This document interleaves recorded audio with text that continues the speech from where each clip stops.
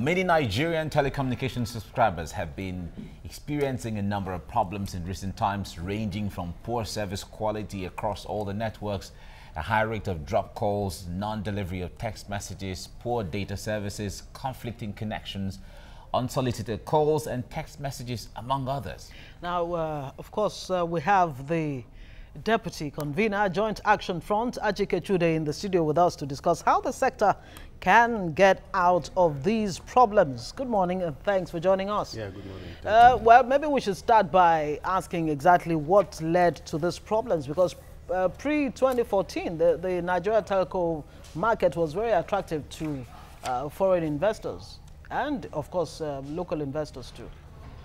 Well, if we're looking at it from the perspective of economic dynamics, and I think it will be very clear to consider the malaise within the economy. There is no doubt that the downturn in the economy in this country has affected virtually every sector of the political economy of Nigeria. Yeah. You know, and telcos are also not, exempt from this, because they are also major players in the economy. Of course, they have done well in terms of growth, in terms of contributing to GDP, and all of that. And in terms of the subscriber base, of course, you know that it is the biggest in the continent, the subscriber base. About is it 12 years ago or so, around 2005, we had about 17 million subscribers, across all the networks. Which was way beyond the 10 million they were exactly, projecting at the time they just started. And yes. then 15 years later, we're talking about 150 million out of a population of about 180. So that's a massive industry, in this, in the country. And so their operations really, are bound to affect virtually every aspect of our lives. And but we all know the problems that they have been having. We all know that from the very beginning they complained about the dearth of the right kind of infrastructure, which they are going to base their operations. But I think the irony is that even in spite of these major complaints, because they had to build base stations and all of that, they ended up making more money than any other, country where you have all these facilities. So it gives you an idea, really, of the margin, the kind of margin that they are making off Nigerians. And I think that this is, what we have been having in this country, where, costs, for the end user really is usually about the highest. If you talk about electricity, you also say the same thing. Yes. And of course, that was why when we had the consternation, the effort by the NCC at the time, directing network providers to increase their tariffs across board. Of course, you can realize, the kind of consternation that caused in the country, and they had no choice than to beat a hasty retreat, because you don't encourage private investors, to increase their margins, at the expense of the Nigerian people. And so these are some of the issues. But of course, that one of the major reasons why some of them are having this problem is that they became greedy somewhere along the line. As the population as their subscriber base increased massively, they were just taking in everybody without looking at the capacity of the infrastructure to be able to absorb, all of these things. So they began to experience erratic services, drop calls, and all of that. So this has been, the problem all this while, and they have not been able to resolve some of these issues up to today. Yes. Because that was the question I was going to ask, as to them being overwhelmed by the population, or the number of people going on board, coming on board their subscription. Now, since 2001, that they have all come one after the other into the industry and knocked off Nitel until now. One expects that one way or the other, the telecom industry in Nigeria has come to stay. They're doing well, like you said, but if we compare them to telecoms maybe in other developed countries or even developing countries, the Nigerian story is not the same if you check them in commensurate terms with what they get and all of that. Yeah, well, again, you are not saying something that is exclusive to telecoms. Okay. Even though the focus is on telecoms, virtually every sector of the economy has one kind of one problem, one deficit or the other, seriously. And the point you just made at this, point, I mean, at this time is very, very clear. The reality is that there are, multiple issues, surrounding even the observations that you have made. Nigeria, we have been in a state of anomie for quite some time now, over the years, and we cannot pretend that things are working as they should. At the level of conceptualization of ideas, at the level of policy and all of that. So you find out that sometimes, yes, we have some of the best policy frameworks in the country, but what we all know is that the implementation has always been exceedingly very difficult. For instance, you're talking about and that also has to do with the peculiarities of our Nigerian situation. The issue of, for instance, complaints from subscribers has been ongoing for years. The drop calls and the drop calls and then the illegal, unsolicited tests which are charged. Illegal deductions. Illegal deductions and so on have been going on for years, and people have been shouting. Occasionally, you hear the NCC makes a statement, but they have proven to be a dog, that can only bark, cannot bite. Not exactly, sometimes bite. they're not even barking. Sometimes they're not even barking, and so you begin to ask yourself what exactly, is going on. Very many, years back, I think maybe in the administration of Obasanjo, then we saw a very unhealthy collusion between some of these telcos and some of our politicians at a time when it was alleged that a lot of them, a lot of our, members of the National Assembly were being subsidized heavily by some of these telcos, and of course that caused a lot of problem in the country, because these are people who are supposed to be carrying oversight functions over these people. And so does that speak to something you pointed out earlier, just to cut in there, that in spite of these challenges, no basic infrastructure in place and all of that, in spite of all of this, these telcos were still declaring huge profit. What exactly is it about the Nigerian environment that allows for this to happen? I think it's simple. Everybody knows. That's why everybody wants to come to Nigeria, especially if we get our acts right. It's simple. 180 million people is the market. It's a huge market. It's a very huge market, and that is what is driving all of these things. That is what is driving, even though this is happening, and that's in a way is a contradiction somehow. But it shows you how important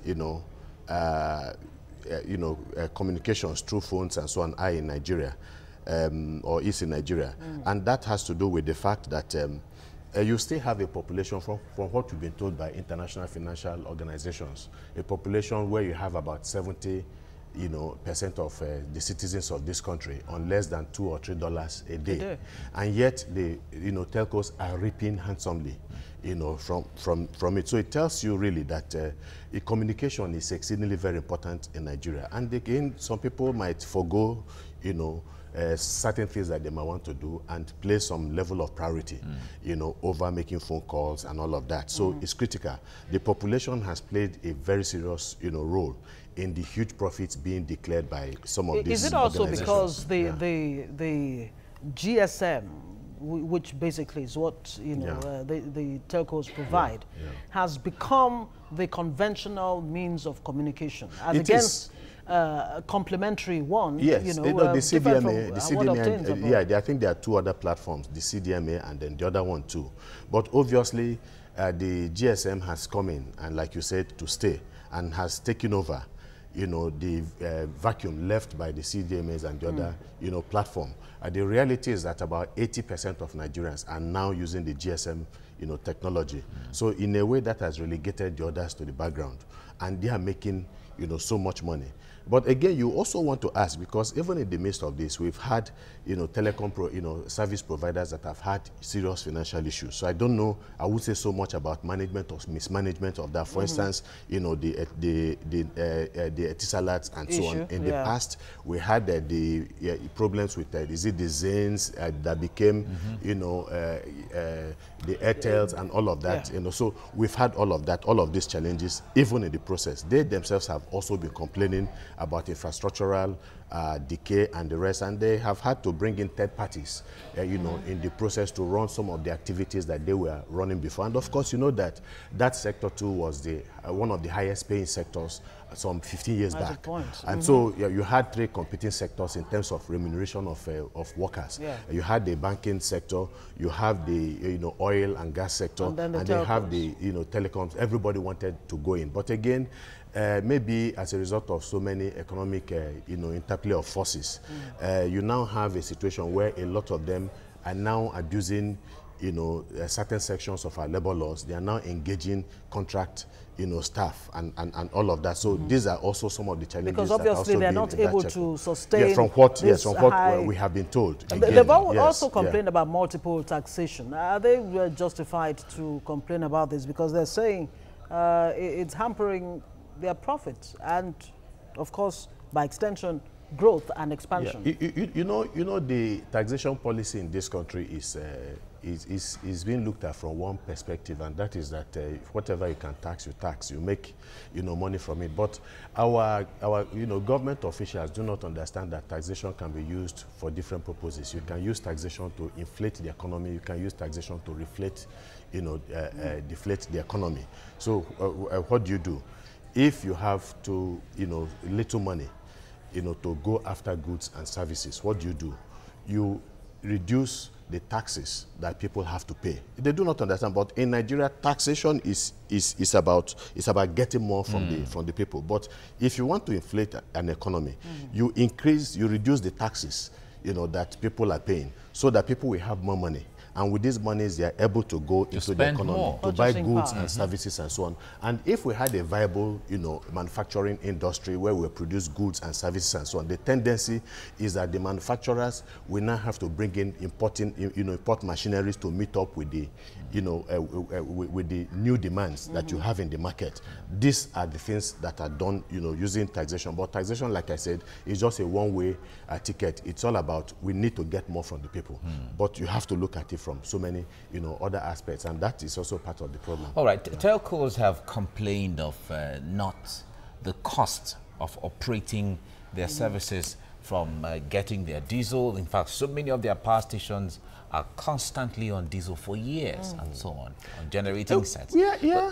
But, and they're saying they need monies, they need, and so on. Now, there are the arguments of them listing on the floor of the stock exchange to even raise money and then make Nigerians even own what is there. How desirable or likely is that going to be? No, I mean, it is desirable, but even again, the arguments that they are making, also flies against the face of reason, in the sense that when they had a much lower subscriber base, they were declaring huge amounts of money. Because the key is in the population, really. Yes. So yes, they have always faced this. There's a multiplier effect. There's a multiplier effect. So the thing is that even when they've always had these issues from the very beginning. They've always had to build their base stations. They've always had to put generating sets, about 2 or 3 sometimes, on each base station. They also had to pay security, to ensure the safety of their machines in all of those places across the length and breadth of this country. But in the process, they were declaring huge profits. Now you have the same situation that is still going on in this country. Nigeria just and the subscriber base has quadrupled. All the laws of economics. Exactly, that is it. Has increased exponentially. You understand? So they still have the same challenges, but have a much bigger customer base, raking in so much money, and yet at this particular point in time, they are not able to meet up with expectations. It does not make sense. Like you said, it flies against the laws of economic dynamics.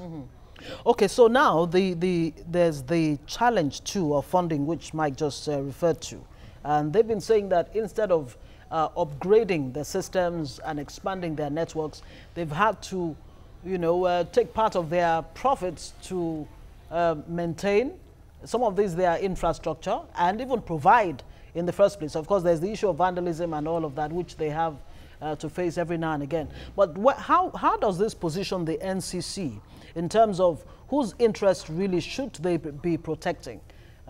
Should they be protecting the consumer or the telcos How do you do a balancing act? Yeah, they must do a balancing act, and in most cases, it has to be on behalf of the people, ultimately at the end of the day, because that brings you back to the issue of what is the role of government, what are the duties and obligations of government and responsibilities. Responsibilities spelled out again by the Constitution of the Federal Republic of Nigeria. Ultimately, governance is about the people. It's about ensuring, that you can provide for the common good. So all of these private enterprises that are in this country have a duty and a responsibility to ensure, that they provide services, quality services and affordable services to the people.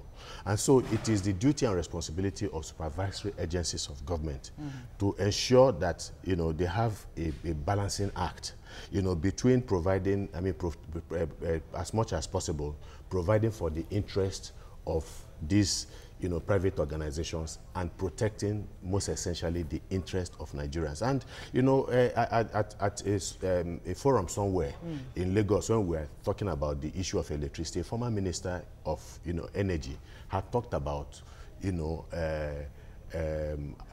availability, of electricity, gave reasons, the problems there, and how to get out of the problems and so on. And then when I had to address, the people after that, I talked about affordability. Because if it is not affordable, it is not available. And so government officials tend to look at things always from the perspective of, let us put this on ground, but never asking themselves questions about access to the people. Because if the people are not able to access all of these things, then the government has failed, it's not available. Exactly. These are some of the issues, yes. All right, now there are the issues of, you talked about duty and responsibility and obligation. Now the telcos are in a very strategic position. We're talking about security in the Northeast, for instance, security in Nigeria. We've seen a situation where a lot of kidnappers use pre-registered SIM and all of that. And sometimes telcos, even though they have said it is illegal to get pre-registered SIM and all of that, but don't they have the powers to actually shut down any SIM that is registered, not in their database and is being used? But of course, the telco company got in trouble because of that. Yeah, serious trouble. They are made to pay, through their noses. And they've not finished paying? Yeah, they've not finished paying. And I think, that punishment was unprecedented, and it's supposed to set an example to other network, to other network, providers, that if you fall out of line, we are ready to bring the sledgehammer down. But it is the consistency, of these things, because they are extorting money illegally from the people. People have been complaining. They keep on, giving explanations. Yes, they have provided a number 2442. That is, do not disturb. So if you feel, because they are now looking for other ways to make money, they make money from mobile banking. In conjunction with the financial institution, they make money by downloading, when subscribers download music or download films, video films and all of that, they are making money from that and so many other things. Caller tones, ringtones and all of that. So they have tried to be innovative for all of those things. Then they now send you all these unsolicited messages. They have messages for the health sector, they have messages for the educational sector, they have messages for, virtually everything. Even current affairs. Banking and finance, current affairs and the rest. So they are saying, look, though they try to give an explanation that once you dial the 2442 number, if you want to do a full stoppage of all of these unsolicited messages, you have that option. Then you have the option of just selecting the ones that you want. But I can tell you from a personal experience that even when you click on that or give that command, I don't want this unsolicited information anymore. It takes you back to square one. And then you start the process all over again. Thank you. So, and it doesn't take you anywhere.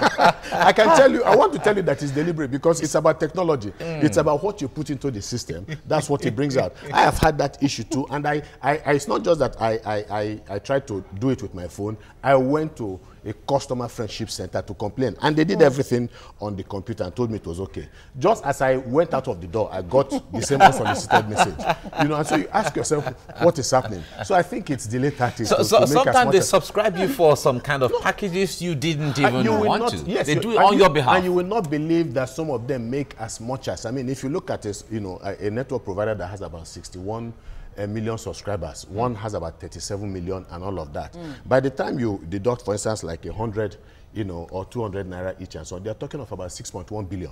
Seriously. That is... That's 6.1 billion a month. And that is the reality. Even the Minister of Communication himself, Shitu, had also said, you know, he recharged 1,000, you know, some time ago, and about 100 or 200 naira was removed immediately from his, you know, maybe he initially borrowed money. That's one other thing they will tell you. Speaking of that, I've had to raise that issue. It's like the borrowed ones actually run multiple times. No, it's risky. It's I had to stop that. I had to stop that because, again, you might not know. You might not even be owing anymore, but it's like the computer itself is programmed to forget that you have paid. That's the impression sometimes this is where the NCC. This is where the NCC really has its job cut out for it. Is the NCC really doing enough? Because on one hand, Telcos are saying the regulations are too stiff, you know, and too stringent for them to actually abide by, and it affects ease of doing business. I know that the Lagos State government, you know, has had cause to review some of the taxes that they were, you know, paying, and that reduced it, you know. And also, I know that the NCC has encouraged a sharing of certain infrastructure among the telecoms, so that they don't need to, each of them do not need to provide these things for themselves, so they can have a common usage of the platform. You know, the issue of, for instance, the taxes, they should also sit down with governments and so on and see if these things can be, you know, reviewed. But those are really only temporary measures. How do you put in place sustainable, you know, measures that will not only protect the interest of these, you know, telcos who want to do business and make profit, but of course protect the interest of the it's a question that has bigger ramification, the overall performance of the Nigerian economy. Again, you need to begin to look at why they have to provide certain basic infrastructure that costs them, you know, huge amounts of money. Like power, you know, for example. Like essentially they've power, complained that the power services will continue power until they solve the power problem. Power first of all. Of course, you talked about issue of, you know, vandalization and the rest, which they can do nothing about. And we do not have the, you know, adequate number of security personnel. The responsibilities on government. Exactly. So government also has certain responsibilities, and these people also, you know, have some responsibilities. But, you know, ultimately at the end of the day, it is the people that suffer, and the people are saying enough is enough. NCC says that they are doing a lot, that somebody had to, at a time, get compensation of about 2 million. At a time when they discovered that the person's complaints were, you know, quite legitimate. Can you sue for unsolicited texts? Well, the reality is that we have rights, you know, and responsibilities in this country, and so if I don't know if 50 naira is deducted from your money, you can go to court and go through all the processes of the court, and they get but I think, you know, these are areas that can also be exploited. Perhaps if such you know, cases are successful, it might also teach these people a lesson that they stand to lose more if they do not get their act right. Oh, well, that could also create room for people who are going to also abuse that process, because sometimes people just want to waste time and they say, okay, the other person, monies were deducted and somehow they got compensation. So let me also... There are mischief makers everywhere. No, there are, but I think the difficulty of the court process will discourage a lot of people. It will take years, maybe 15, 20 years to get to the Supreme Court, you know, so... Because of 50 naira, that was deducted. That's called penny-wise, pound-foolish. Atike, thank you so much for coming on the program this morning. Thank you. Thank you. Right.